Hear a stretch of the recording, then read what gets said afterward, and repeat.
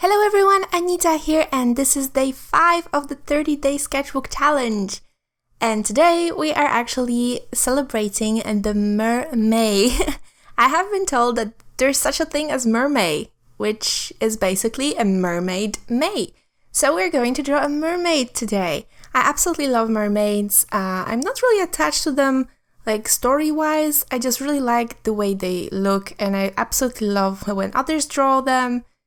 And I love drawing them myself because they are so, I don't know, they're so flowy, they're so soft, and they have those really nice curves that you can, put in nice poses. I think poses is the correct one. So I was kind of struggling with this mermaid. I didn't really know what pose to put her in.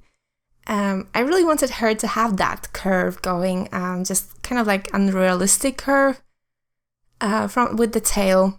But I wasn't exactly happy with how the tail ended. It just looked weird.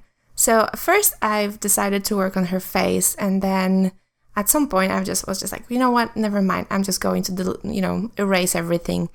And I have to say this paper really works well with erasing. I was really rubbing like hard, like really, really hard.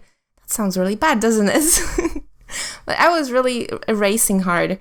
And nothing happened to the paper. It withstood everything I was doing to it. So, props to that paper.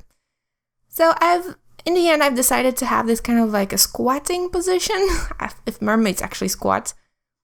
And I wanted this mermaid to have really, really big hair. I envision her with orange hair, and I do not have orange Copic. So I've decided to start with her face and body first, and then figure out what to do with the hair at the very end, because I really didn't know. So this mermaid is extremely happy, as you can see. She has really, really round cheeks, and she's so extremely happy. I don't exactly know what she's so happy about, but she's obviously jumping with joy, so something good must have happened.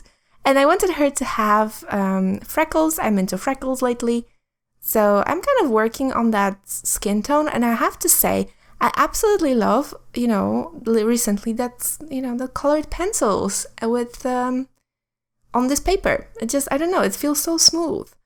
So if you're wondering what I'm doing now, I'm actually not masking anything off. Recently I've been seeing a lot of artists using washi tape in their paintings, just layering washi tape, and I really wanted to try it. I wanted to, And so I had this really, really cute washi tape with all the hearts, and it kind of reminded me of scales. So I thought, you know what, I can use that for the tail. Kind of fit with that orange hair, because this is a teal washi tape. So I'm using an X-Acto knife, and I'm kind of layering the tape and then cutting it very gently, like barely cutting so that I don't cut through the paper. You don't really need much to cut washi tape, so that's really helped a lot. And it's kind of, very therapeutic, and it goes really nice. I will do it more often.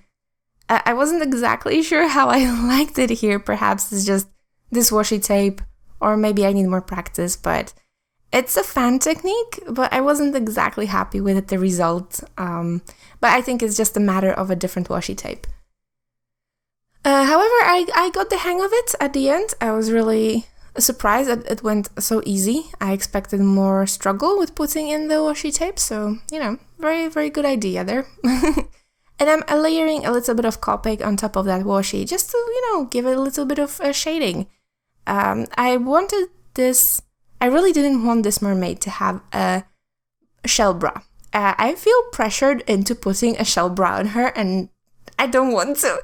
But I also didn't want her to have any, chest, like boobs. So what I wanted to do, I wanted to kind of make it feel like as if the scales, went on top of her, kind of blended with the skin. So kind of like, I don't know, like she was, like her skin was blending in with the scales. So I wanted to add very little scales at the top and gradually getting, into that tail. But I really Probably the best way to do it would be to cut out the separate hearts from the washi just to get that feel. But who has time for that? Seriously, who even would get that idea? Except me. So what I did is just I cut little strips. I did some blending with colored pencils. It looks good. It's not bad. It's a good experiment. I'm definitely going to bear in mind next time to pay more attention to how I'm laying that washi tape, and that it's not exactly the best, medium to blend because it's a tape. But I have to say, I'm absolutely in love with her face. Look at that face. It's so, it's so happy. It's the happiest face I think I've ever drawn, and so expressive too. I have problems with expressive faces just because I don't sketch that much. So usually, I don't know, I just have problems with expressive faces. At least that's how I feel. So this face here, that there's just so much happiness going on over there. And I'm adding, just more shadows, filling in the lines, kind of just working the shape, just because I still wasn't sure what I wanted to do with the hair.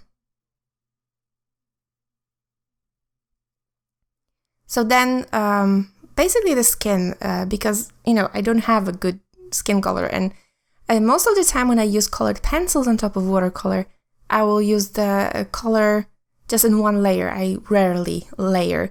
So it's actually quite a nice change to layer, different colored pencils to get, for example, the proper skin tone, and to get the blushing cheeks, and to get, the shadows. That's really, really nice. I enjoy it a lot. So now the hair, yeah, I've decided to go with this peachy color, the tone first. I figured that was the closest I could get to that orange.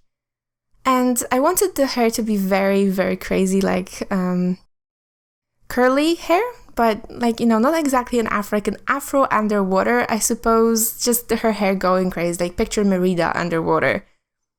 That kind of hair.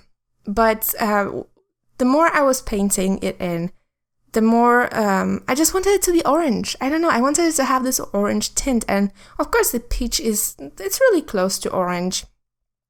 It could get away with being orange, but I still went in with orange colored pencil just to get that extra tint, extra redness, extra hotness. I don't know, it felt so much better after I've added the orange colored pencil. And so I'm just layering until I feel it's good. I'm not really paying attention much to how even it is. This is a sketchbook, so it doesn't have to be even. It doesn't have to be, perfectly smooth. It's a sketchbook. That I had to remind that to myself, like a lot, really, really a lot, because I was trying to, make very smooth lines with the colored pencil and just blending it out and stuff. And especially in those big areas, there's no point in doing that, especially that it's a sketchbook. Anita, just keep that in mind. It's a sketchbook.